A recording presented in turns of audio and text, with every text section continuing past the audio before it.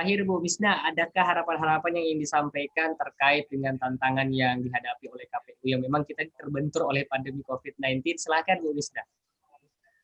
Iya, jadi ya satu tantangan kami memang kami juga harus melakukan sosialisasi dengan lebih masif bagaimana berpilkada di tengah-tengah pandemi COVID-19 ini. Misalnya saja bagaimana berkampanye, bagaimana pemungutan dan penghitungan suara. Ini adalah dua tahapan yang tersisa yang memang masih krusial. Kampanye itu kan sudah diatur rapat umum tidak boleh, kalaupun ada pertemuan terbatas yang dilakukan oleh pasangan calon maksimal 50 orang. Nah, ini yang harus betul-betul dipatuhi.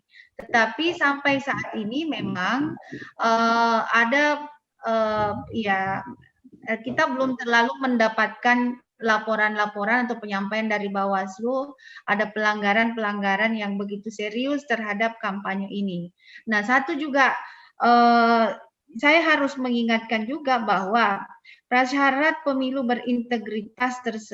berintegritas bukan hanya penyelenggaranya yang harus independen dan profesional, tetapi selain dari harus misalnya selain penyelenggara yang harus independen dan profesional, bagaimana menjaga otentitas suara rakyat, kemudian partisipasi masyarakat bisa digalang, ada kepastian hukum, penegakan hukum, tapi yang juga penting itu adalah peserta pemilunya taat regulasi. Memang kita menyayangkan misalnya ada perang-perang baliho di masyarakat, di daerah-daerah tertentu, karena tidak semua daerah juga, ada daerah yang sudah bersih, misalnya di Toraja dan Toraja Utara ini, itu sudah dilakukan penurunan APS. APS itu alat peraga sosialisasi. Nah, ini yang justru di Makassar misalnya itu semakin ditambah, jadi ada perang baliho.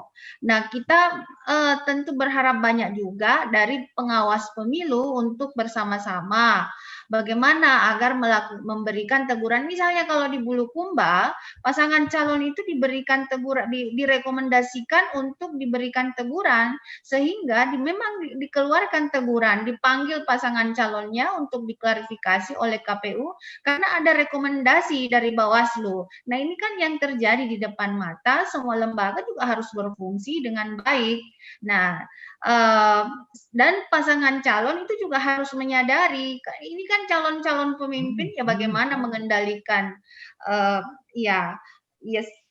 mengendalikan situasi itu juga bergantung dari kemampuan mereka mengendalikan. Itu yang harus betul-betul kita pahami betul, bahwa kita semua ini bertanggung jawab terhadap penyelenggaraan pilkada yang baik. Dan kita pasangan calon mempunyai peranan yang sangat penting juga bersama tim-timnya. Pasangan calon ini harus mengendalikan timnya. Nah, itu yang saya kira harus saya sampaikan.